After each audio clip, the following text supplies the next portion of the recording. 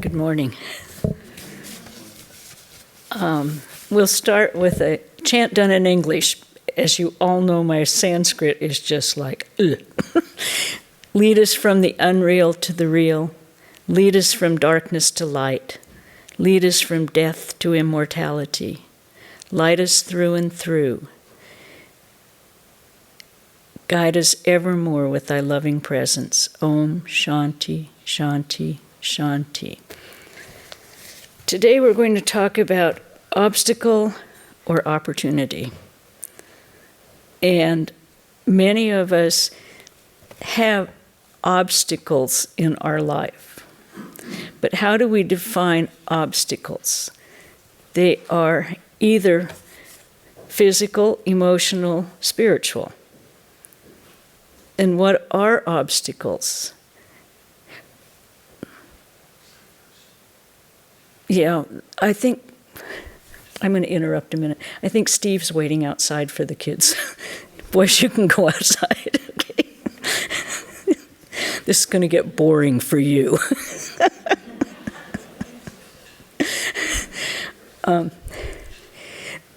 Obstacles, we define obstacles as things that stand in our way.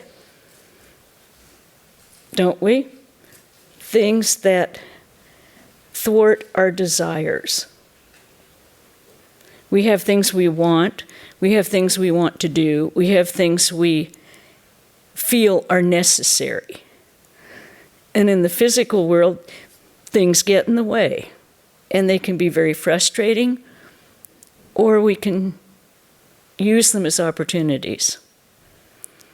Now, 2 weeks ago, we had a huge obstacle here. We had a tree fall right across the driveway at noon. And that's a real obstacle. No one could get in or out from the convent, not the temple. Easily fixed. We went down and had some fun with the tree that had fallen over, took pictures of us pretending to hold it up and all of that kind of thing. And then a chainsaw and a couple of hours of work got it removed. Not a huge obstacle. As I say, we did take the opportunity to make it into kind of fun in a picture realm. Emotional obstacles tend to be a little harder for us to deal with. Emotional obstacles are those non-thinking reactions that we have that have been put in place either by past experience or by karmic things that we have brought with, karmic samskaras that we have brought with us into this world. Unfortunate experiences we had in our childhood, and we developed a reactive being, an emotionally reactive being. That takes a little more work on our part to see what kind of opportunities those offer us. Because if you attended last week's lecture with Swami Sarvadevananda, or was it Satchidayananda? He was talking about the gunas and how we all experience them. We all experience these moods that go through us. The tamasic ones where we're tired, we don't want to do anything, we're lazy, we're angry. Then we'll have the ones where we want to get out and work and get things done. But all of these moods just kind of, they wash over us. We have moods where we get into a very spiritual mood and we want to work on our interior life and take care of other people. They're still just moods. We can choose how we use them. Because our real self is beyond all of those. It's beyond our mind, our body, our intellect. Our real self, our Atman, is eternal, unchanging, and all knowledge, all love, all consciousness. What we have to learn to do when these obstacles arise in our life is to continually make a practice every day of trying to get in touch with that inner being in your innermost being. That will change the entire world for you. When you can access that, then basically there are no obstacles in life. Everything is an opportunity, everything is just Maya or the Lord's will.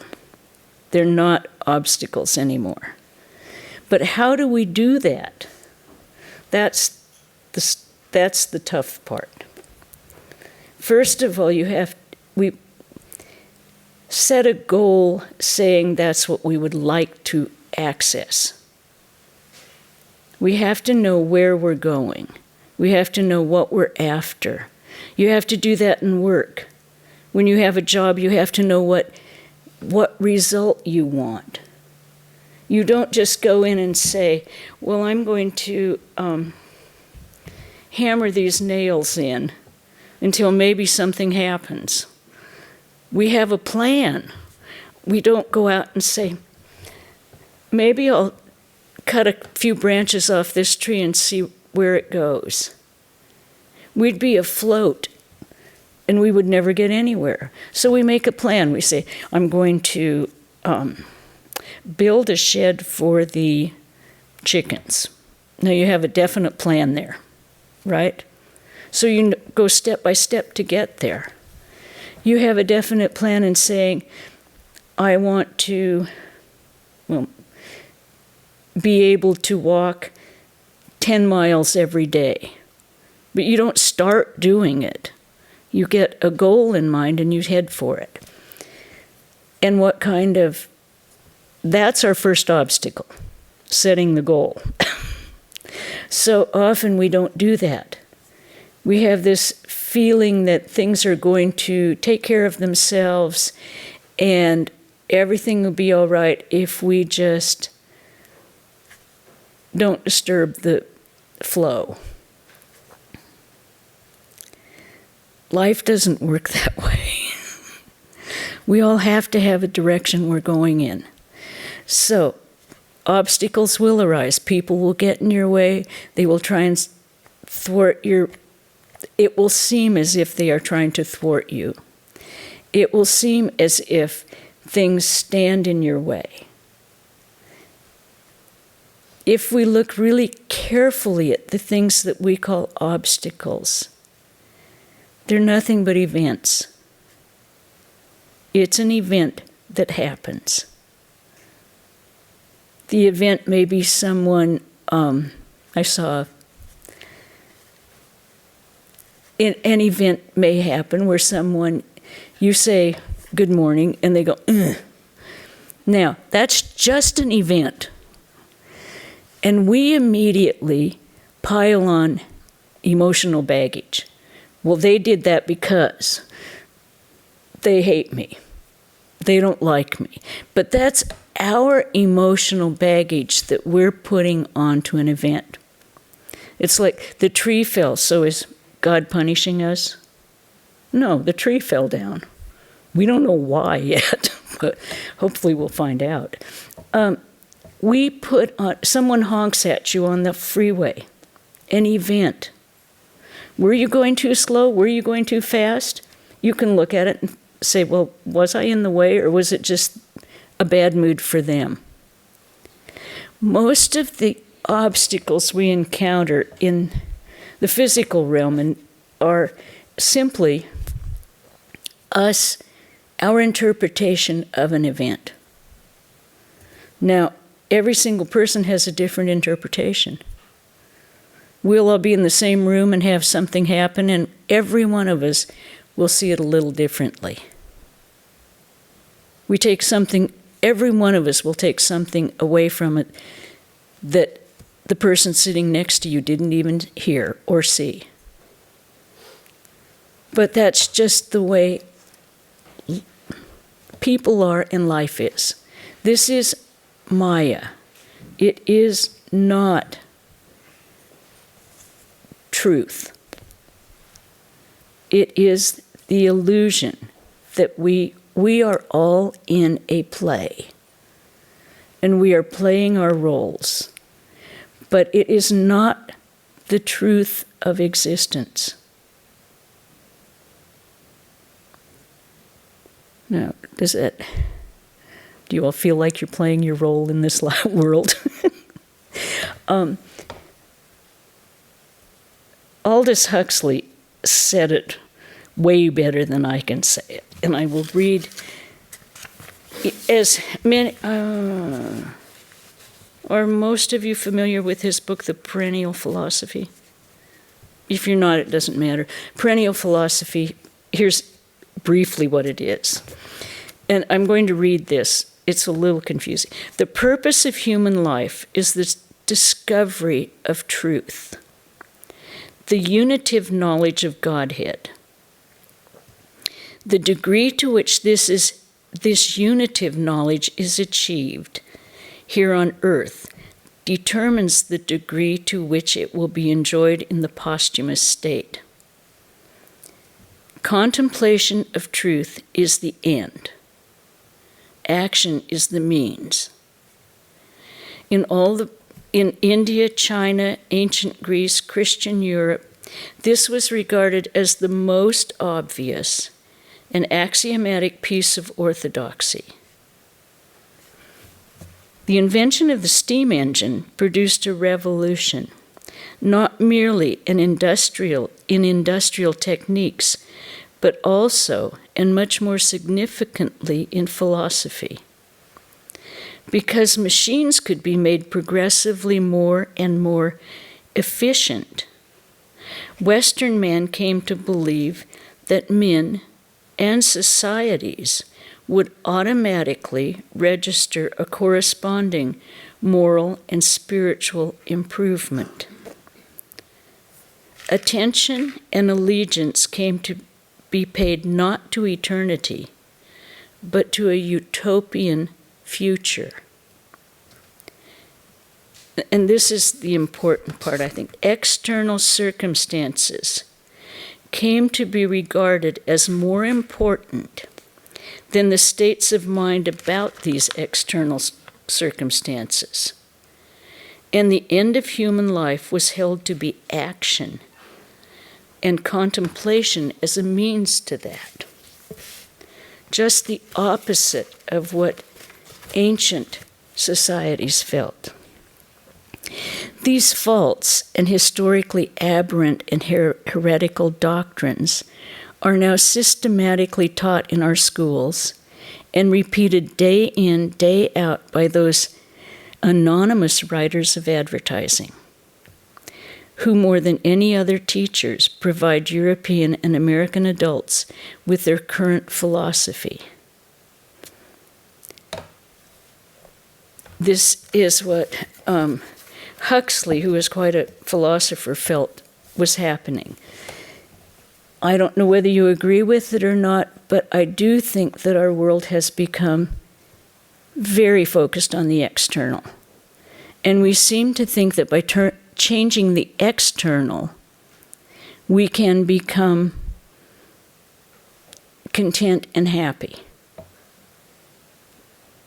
Now, I think everyone could agree that there was a statement that one of our Swamis in the 50s said, the fulfillment of desire only goes to show its inadequacy.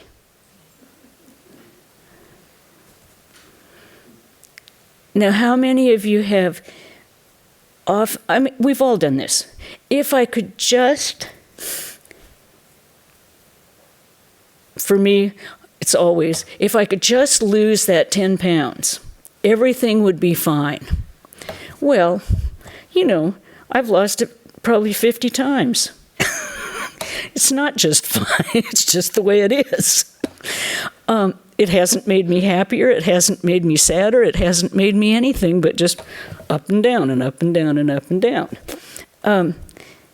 Think of the desires that you had when you were younger. If I could just get an A in that test. Well, so you get the A. Did that make you completely happy, or was it just followed by another desire? Fulfilling external desires only increases the number of external desires that you have.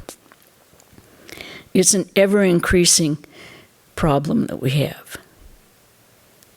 I'll be happy if I just get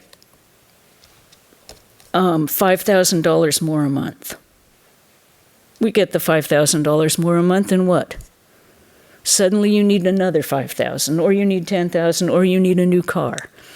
Because that external, fulfilling those desires, just feeds the flame. How do we get, this is our major obstacle in life. But what opportunity do you see in it? Or do you see any opportunity?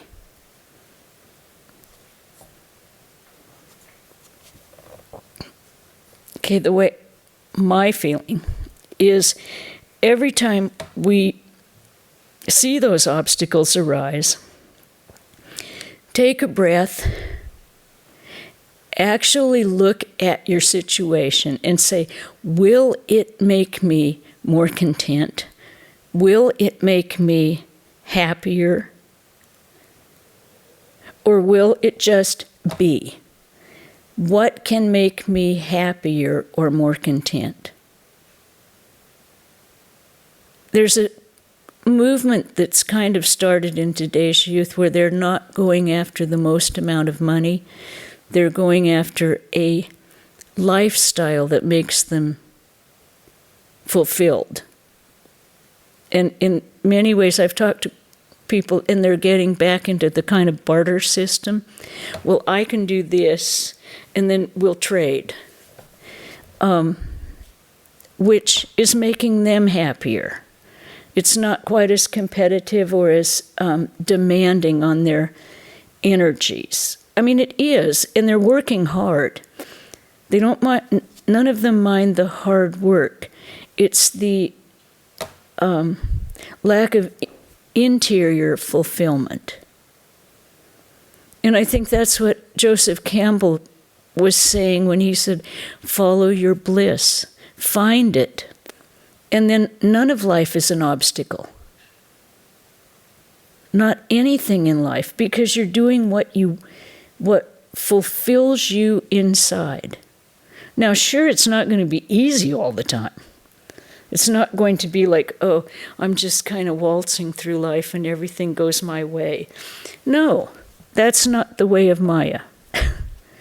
There's good and bad. There's, everything is in pretty balanced opposites. But by your attitude, you can change the way you feel about it and the way you approach it. I mean, it's the old saying of, here's a glass of water. Is it half empty or is it half full? The glass of water is just there, it's half. But how do you look at it? That's the part we have control of with anything that comes up in our life. We have the choice of either looking at the positive side of it or the negative side of it.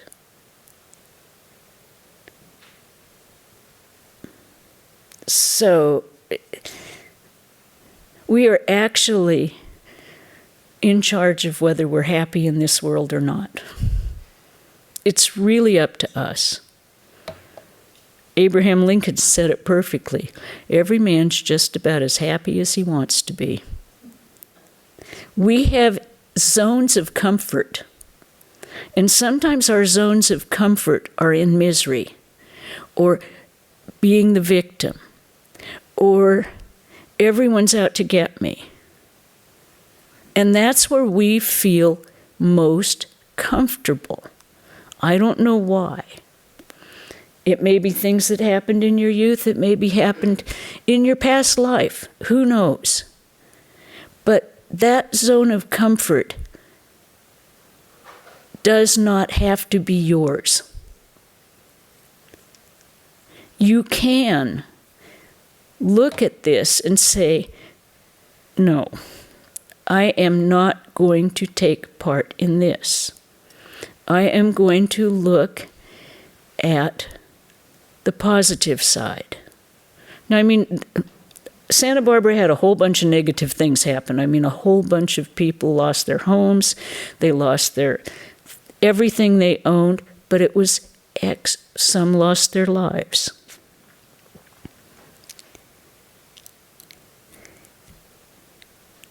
People can either choose to say, oh, it all happened to me.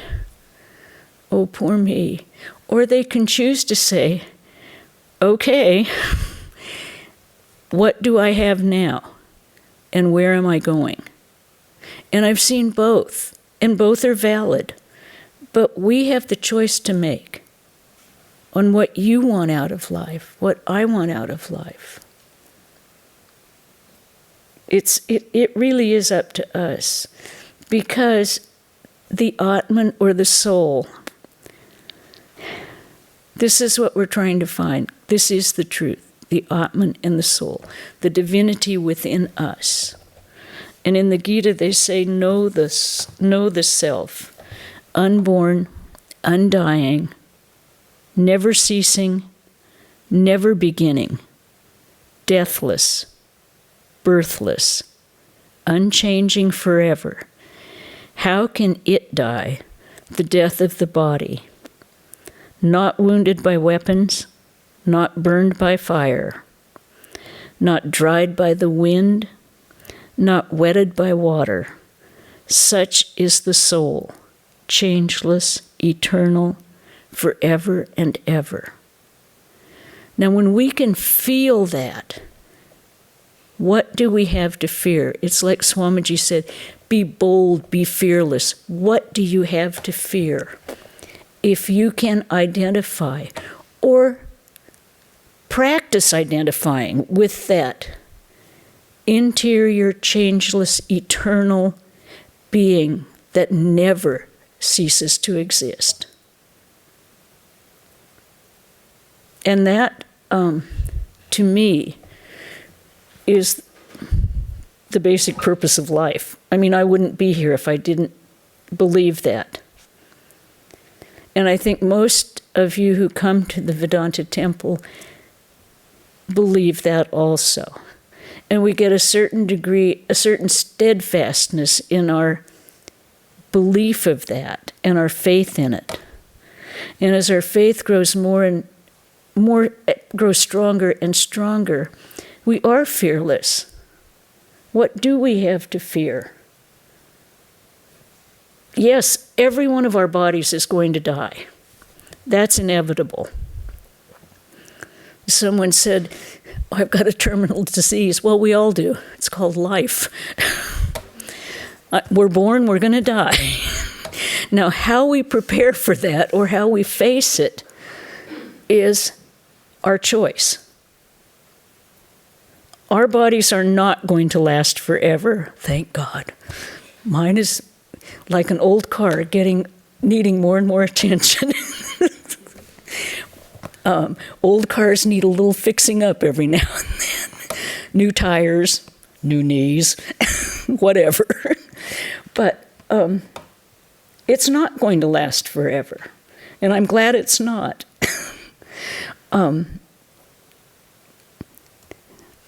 So is this an obstacle in my life that I know that I'm getting older and the parts are going to start wearing out?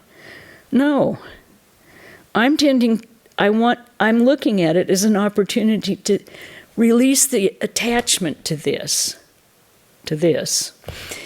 and become more and more attached to this, which is the interior self.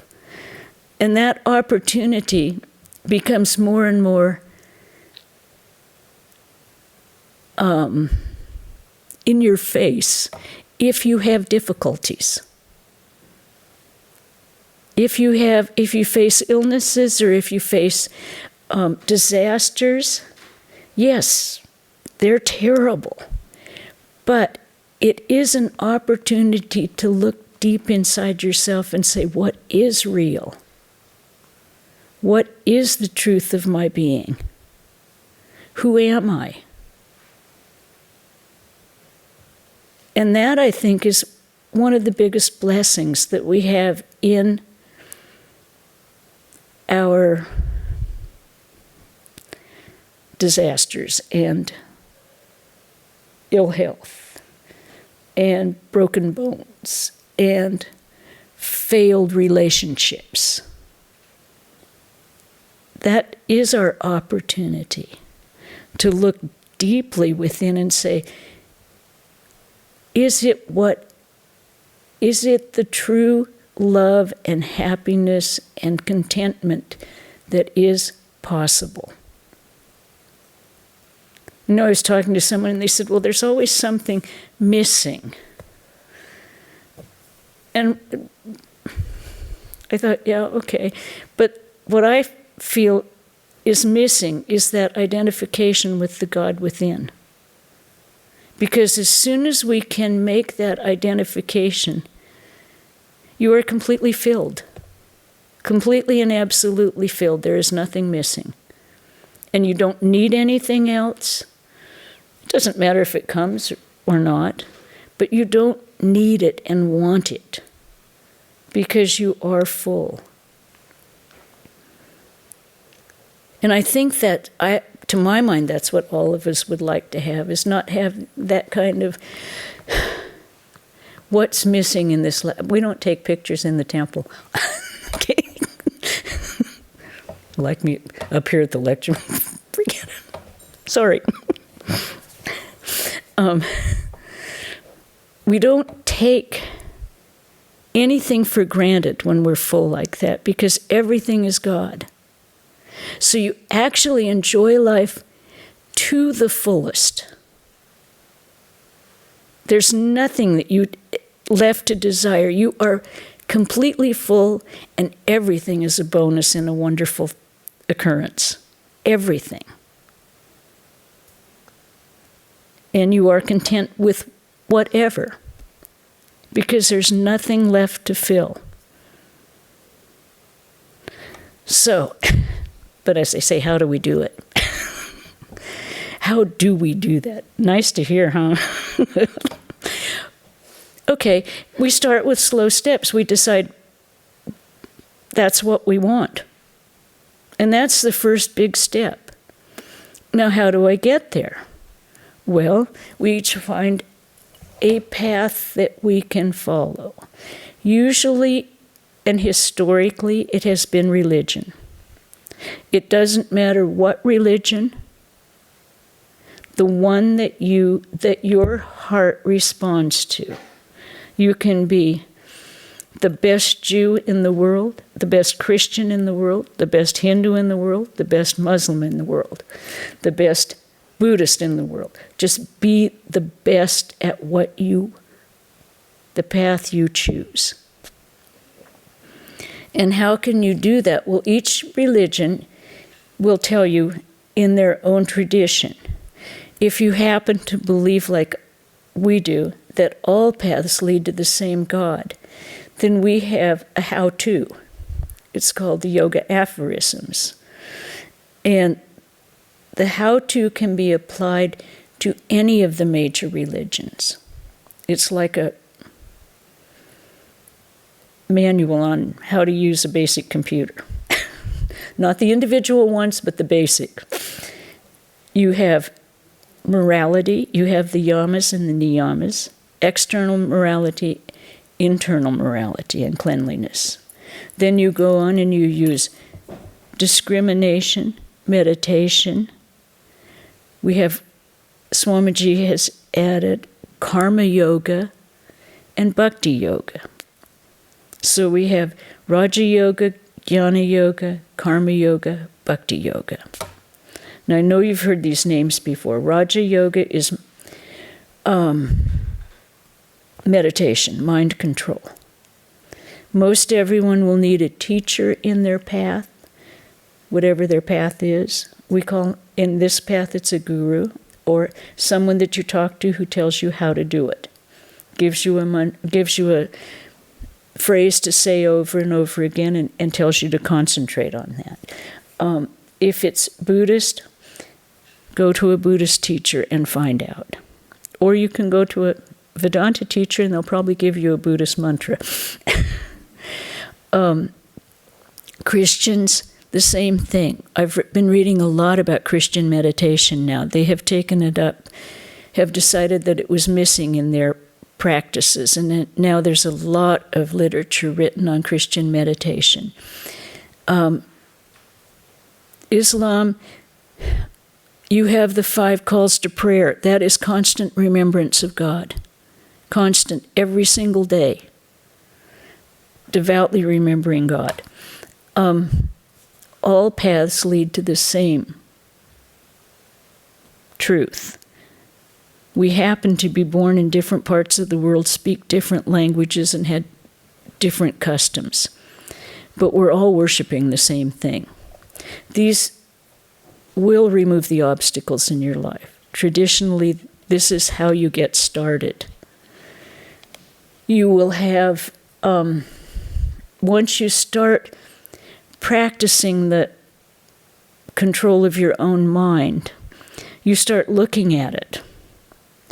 And as you look at it, you will see, now why did I do that? You will become more aware of your actions and reactions, particularly the reactions, which are unthinking. You just, they do that, I did this. And they come out before you have time to think. So you start looking at those and saying, is that the person? Is that my real being? Or is this the one that I have practiced for my life? Do I want to be that anymore? And that's when we start to realize these are all opportunities for our growth and our expansion. We become less ego-centered, because that is really what we're trying to get rid of, is our individual ego, which causes all of our problems, and identify with the unity of Godhead that is in every one of us.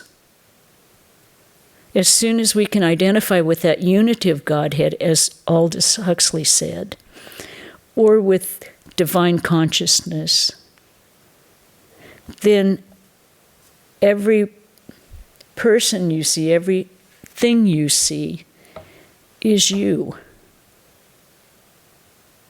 And how would you treat yourself? And you try to do that with everyone you meet, everyone you see. It doesn't work all the time, because they may not be in the same mindset that you are. They haven't decided that this is what's true. But it doesn't make us stop from doing what we feel is right. I was reading about some fellow who decided that he had to walk everywhere because, first of all, he was against oil fields and that kind of thing. But then he decided he was against the people taking advantage of the workers who were in the rubber business. So he just felt he had to walk everywhere. Tiresome, but being true to his beliefs. Now, I don't hold those kind of beliefs, because, yes, I want to protect the environment as much as I can. We have not stopped driving our cars. So we have to have what I would call a realistic view of what we can do and what we can't do. But we use the opportunities we can get where we can do it. And we take advantage of those opportunities. And you'll know them when they come up in your life. When you see something that's going, ugh, how am I going to get through this, and how can we change this repetitive pattern of behavior, which is one of the biggest ones in work and everything, interaction. There's a repetitive behavior that gets to be a habit, and you think, how can I change that? That's already looking at your opportunities. Once you put your mind on it, you can do it. Because you are the infinite. You have all power. You have the power of God within you, and you can do anything. You just have to access it. Every one of us has that. And that's all we have. I say it like, oh, that's all we have to access. Right. Most of us spend our entire lives trying to do that. But it's possible. It's not impossible. It is what we're doing here. To my mind, it is the entire reason for having human birth. To get beyond it, to realize our divinity, and become one with that, and one with the entire world, where we don't see differences. Yes, there's differences, and we can see them, but we know that the interior is the same. Exactly the same, where we all have the same heart beating in us, we all have the same desires, we all have the same hopes in our lives. We want the same things. But as soon as we make that identification, then, as I say, most of our obstacles are gone. Have you ever noticed when you go into a situation, if you're a good salesman, you know how to do this. You go into a situation and you make everyone feel comfortable. You don't go in with any kind of hostilities or aggressions or preconceived notions. You go in with a heart that says, please come, we have things that you might like. That, if we could do that without trying to sell anything, just go into a room and say, yes, we all have love for each other. Instead of looking at the differences first. But that, to me, is the power of recognizing the obstacles in our life, which doesn't take too much. We all recognize the obstacles. Those are easy to see. This is in my way. A little bit takes a little more practice to recognize the opportunities we have and implement those opportunities. But we are all in charge of what our life is going to be. Om Brahmarpanam Brahmahabir Brahmagno Brahmanahutam Brahmvevate Nagantavyam Brahmakarma Samadhina Hari Om Tat Sat. Brahman is the ritual, Brahman is the offering. Brahman is he who... No, that's what I did, didn't I? This is what we do before we eat. Same thing, but it's straight out of the Gita. Brahman is the offering. Brahman is he who offers to the fire that is Brahman. If one sees Brahman in every action, he will find Brahman.